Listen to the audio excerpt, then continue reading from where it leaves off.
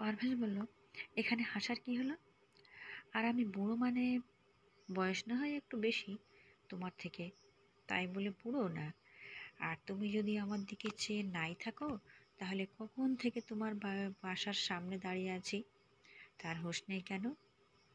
আমি বললাম, ইস আল্লাহ, আমি তো সত্যিই খেয়ালই করিনি। কখন আমাদের বাসার সামনে আসলাম! ছি ছি ছি, কি লজ্জার!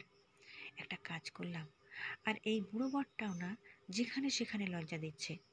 তবুও কথায় হারলে তো আমার হবে না, তাই বলে উঠলাম, আপনি মোটেও একটু বয়সের বড় না, আমার দ্বিগুণ বড়। বুড়ো বর কোথাকার! এই বলে হাসতে হাসতে গাড়ি থেকে নেমে বাসায় চলে গেলাম। একবারও পিছন দিকে তাকায়নি। নিশ্চয়ই রাগীভাবে তাকিয়ে আছে, না হয় আবাল বনে গেছেন। হা হা। ঘরে ঢুকেই দেখলাম আব্বু সোফায় বসে পত্রিকা পড়ছে। আমার দিকে তাকিয়ে আব্বু বলল, কিরে তুলিমণি, জামাই কই?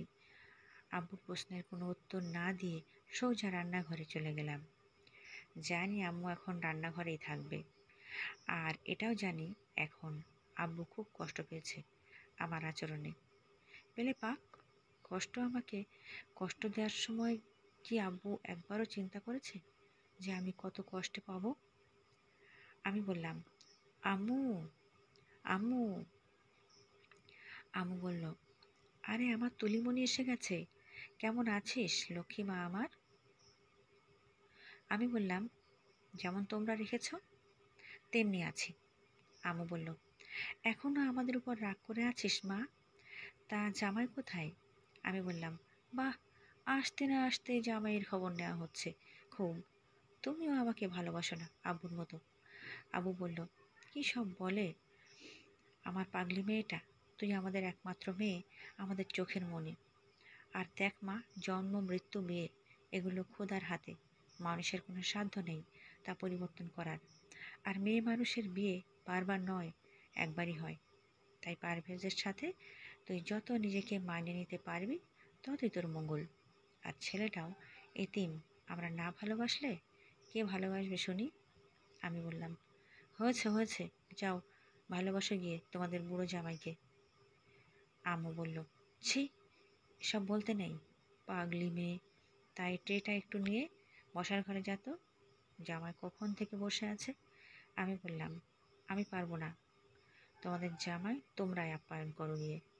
আম্মু বলল, লক্ষ্মী মা, নিয়ে আয়, আমি সাথে কয়টা নিয়ে যাব বল? আমি বললাম, আসছি আসছি। আম্মু বলল, পাগলি একটা। বসার রুমে গিয়ে মাথাটা আবার গরম হয়ে গেল।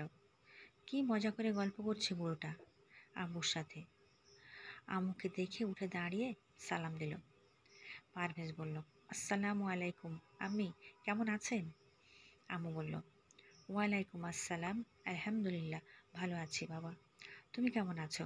পারভেজ বলল, আছি আপনাদের দোয়ায় ভালো। আম্মু বলল, কিরে তুলিমা, টিটা রাগ জামাইয়ের সামনে, আর জামাই খাও তো তুমি।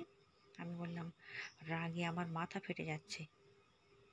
আমার চেয়ে বুড়োর প্রতি বাবা মায়ের ভালোবাসা বেশি, তাই ট্রেটা রেখে চলে আসতেই মায়ের প্রশ্ন। আম্মু বলল, কিরে কোথায় যাচ্ছিস তুলিমণি? আমি বললাম, আমার ক্লান্ত লাগছে, তাই ঘরে গিয়ে বিশ্রাম নেব। আম্মু বলল, জামাইকে নিয়ে একবারে যাস। আমি বললাম, পারবো না আমি, তোমাদের জামাইকে তোমরাই নিয়ে যেও। এই বলে চলে আসলাম আমার ঘরে। আব্বু বলল, বাবা পারভেজ, আমার মেয়ের আচরণে তুমি কষ্ট পেও না বাবা, ও একদমই আমার মতো, বাইরের আগেই হলেও ভিতরে অনেক ভালো। পারভেজ বলল, না আব্বু, রাগ করবো না। কেন, এখনো বাচ্চা মেয়ে? আব্বু বলল, তা বাবা, যাও রুমে গিয়ে ফ্রেশ হয়ে কিছুক্ষণ রেস্ট নাও। পারভেজ বলল, আচ্ছা আম্মু। এইদিকে আমি রুমে এসে মুখ গোমড়া করে বসে আছি, আর আমার বুড়ো বরটা মাত্র আমার ঘরের বসে ঢুকেছে। পারভেজ বলল, মন খারাপ নাকি শরীর খারাপ? আমি যাই বললাম, যাই খারাপ হোক, তাতে আপনার কি হে? পারভেজ বলল, আমার কি মানে? আমার সামনে একটা ছোট্ট বেবি। পরের পর্ব পাওয়ার জন্য লাইক করে চ্যানেলটিকে সাবস্ক্রাইব করে সঙ্গে থাকুন। ধন্যবাদ।